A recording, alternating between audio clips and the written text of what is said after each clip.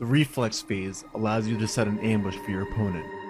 Your units that do not spend all of their AP during your turn can potentially trigger Reflex phases during your opponent's movement phase.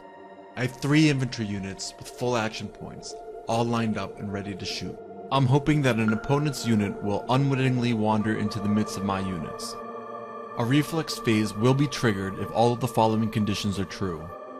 My unit is battle ready, my unit has more AP than the moving enemy unit, and my unit has not already taken or passed on an opportunity for a Reflex phase while the moving enemy unit is still within my unit's line of sight. An enemy unit rolls in from the fog of war and I trigger a Reflex phase. Only 2 of my 3 infantry units are in the Reflex group. They are the ones with the yellow icons above their heads.